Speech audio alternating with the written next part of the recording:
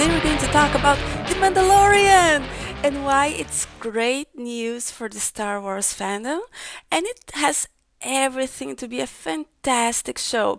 My name is Denise and I'm here alone. The other ones were busy today. So, the first thing I want to say is that this sounds great, and I'm going to explain why this sounds great. And it has three main reasons. First, the concept is really great. Second, the amount of talent means that they're bringing in means that it's going to be a good show. And third, I think it's good for the fandom. And I'm going to explain why. Oh, and fourth, it's good for the Star Wars lore. I mean, to unify the canon and everything. So I'm going to explain a little bit why. So to start, the executive producer is Jon Favreau. And one thing that's very important to know about him is that he voiced a character in the Clone Wars. If you've heard me talking, you know how excited I am about the Clone Wars. And some of the most interesting arcs include Mandalorians and Mandalore. And Jon Favreau was Pre Vizsla, which he was like the leader of a terrorist kind of villainous organization. And that was Jon Favreau. So we're talking about a guy, it's not a guy that has heard about the Clone Wars or has watched a little bit. We're talking about someone who was involved in the production of it and who was involved in things related to Mandalore. So he really knows it, not only from like the movies, but he knows also from this expanded canon that has really, really good things. So I'm going to explain a little bit about the Clone Wars. If you have seen it, you know that it's amazing. But for people who hasn't watched it, the Mandalore has some really cool arcs. They have the Duchess, the leader, the new leader of the Mandalorians was Duchess Satine, and she's Obi-Wan's love interest. And in the fifth season, there's an arc that's amazing. They basically have Darth Maul. He becomes an ally of the Death Watch, that's this terrorist group, and they take over Mandalore together with some criminal organizations. And it doesn't end up well for the Death Watch and for Mandalore or for Darth Maul. It ends up bad for everybody. And they're amazing, amazing episodes. If anyone's curious to know, they're in the fifth season. It's the first episode, and then from episodes 14 to 16. It's a really fun watch, and it's also gorgeous. I mean, the visuals are amazing, and the story is really interesting, even though it's a little bit dark. So, why is this important? Because Jon Favreau was in it. Second thing is, we're gonna have Dave Filoni as one of the directors. So, you see, we can have a little bit of that in this new live action series and in live action. So, imagine these amazing plots, these amazing visuals, live action. Mandalore also has lots of interesting things in Rebels. For people who watched Rebels, usually they say, oh, it was really great. There is Sabine, and she's a Mandalorian, and she takes the dark saber, which used to belong to Pre Vizsla, right? Jon Favreau himself, and she has these plots with her family, and there's these clans fighting. The things about Mandalore is that it's a little bit isolated from the main Republic or the Empire. They're taken over by the Empire, but they have all their own clans and their own history. They're also present in the Old Republic. So there is this canon and this lore that can be explored and that I have all the reasons to believe that will be explored because like I said, we have someone who knows these other stories, which is Jon Favreau. So it's good because first we get to see stuff that we only saw in cartoons, in comics, in video games. We get to see it live action, right? And it's good because it integrates everything, integrates different aspects of Star Wars and makes it interesting. Also, I find that it's important to have complex lore, like a history of the world. It's something that with the sequel trilogy, I find that it misses the mark a little bit because you have these things, First Order Snoke coming out of the blue. No wonder people were theorizing Snoke is Plagueis. It's because there is this craving for something that relates to the rest of the story. Because having an established lore is sometimes what makes people feel comfortable and inhabit these, fantastic worlds. So when you get and you maybe develop and explore the history of Mandalore and everything, it can be really cool, right? So we have these amazing aspects of Mandalore, amazing plots that we had in the Clone Wars, we had in Rebels, and we can have a little bit more of that. I'm not sure if they're gonna have all the episodes in Mandalore. There are some pictures that Making Star Wars has leaked. And by the way, they're making a great coverage of it. If you want all the scoops and good news, go and check them out. But the pictures don't really look like Mandalore, and I fear that maybe having it all in Mandalore could be a little expensive because the sets are really they look amazing. But I don't know, with CGI nowadays, everything is possible. But just because the pictures that we saw don't really look like Mandalore, and it's the Mandalorian, so technically he could be going to different places. There is also the idea that it could tie in with the live series that George Lucas wanted to do for a long time, and he wrote a little bit, which was the Underworld, which is related to the crime.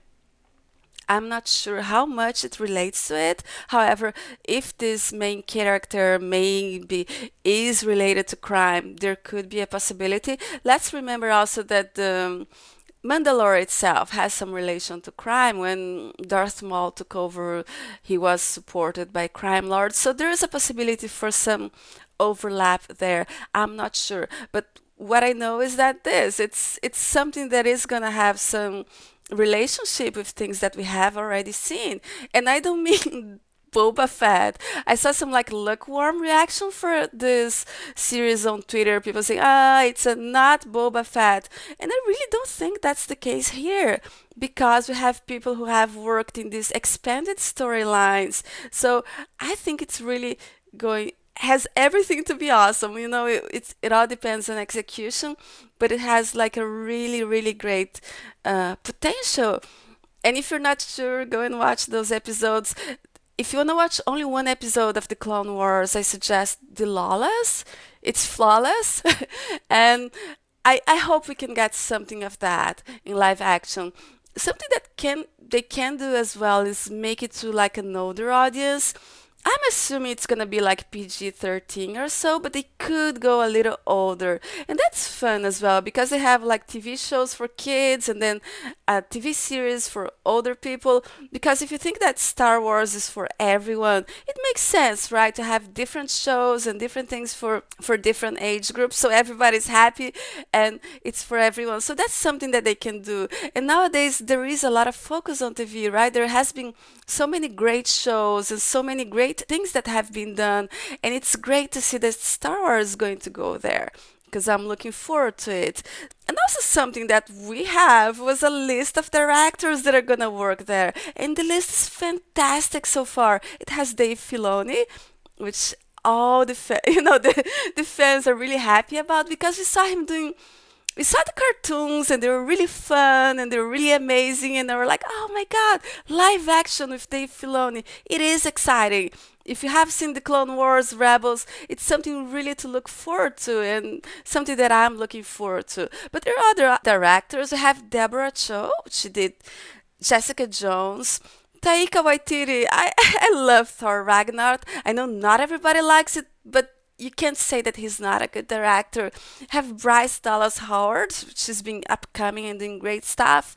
Rick Famuyiwa, I may be butchering the name, and he did Dope. So we have a really talented team that's gonna come as directors. And there is also diversity in it. But what's great is that it's because they're really great, talented directors. So we can look forward to something really cool.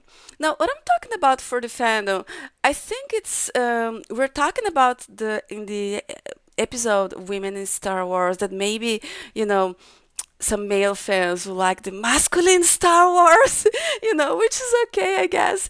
And I guess, I don't know, Mandalorians in armor, that can be kind of this masculine Star Wars. At the same time, something that Lee mentioned is that there are some fan groups that make armor, and usually it's all for men. You don't even have instructions on how to make armor for women. But I was thinking that a lot of these groups, they do stormtrooper armor and clone trooper armor, right? And stormtroopers and clones, they're male characters, whereas with Mandalorians we have both men and women. So maybe women are gonna start wearing armor to conventions and everything, or wearing more armor. So that's something to look forward to, because I think armor is really cool, and Mandalorian armor is really cool, and yeah, with a jetpack and everything. So it's really great cosplay ideas, and I think it's good, and I'm pretty sure it's gonna have strong female characters if we're going on the tradition, that has been established in the Clone Wars and Rebels. We've always had, so I think it can be really cool, and it's something that everybody can be happy about. So I'm looking forward to it, and it's really awesome to see a director that knows Star Wars and knows a little bit more about Star Wars than just, I mean, an executive producer knows more than just the old trilogy and a little bit of the prequel. And that's something that I feel a little bit with the sequel trilogy. I have the feeling that JJ has only really watched the old trilogy, and Star Wars is a lot more than that. And what a great opportunity to explore it. And also the fact that it's going to be a TV show. You can have these complex storylines, you can really explore a lot. And Mandalorians are really cool, right? I think I said sometime that I don't want Star Wars without the Force is boring, but that's not true. Give me Mandalorians any time of the day, and I mean, I think it can be really awesome. I think it can be really good.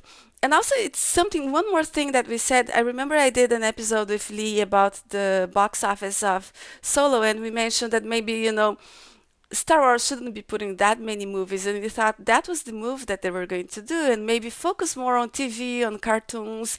Recently, we had the Bob Iger interview, and he said that there would be a slowdown, and I really think that when they talk about slowdown, is the movies, right? We're not gonna have movies every year, maybe, but I think there is this possibility that they're gonna invest more on TV, more on these things, and having a TV show that's about a Mandalorian.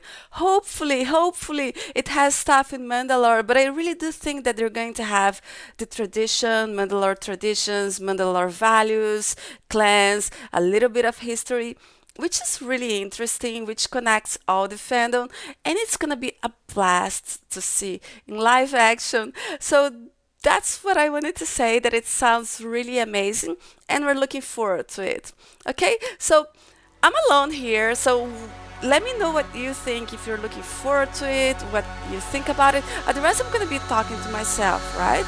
And also, so if you like this, leave a like and subscribe. Remember that you can also listen to us on iTunes and SoundCloud, and connect with us on Facebook, Instagram, Twitter, and Tumblr. Thank you very much for watching or listening, and may the Force serve you well.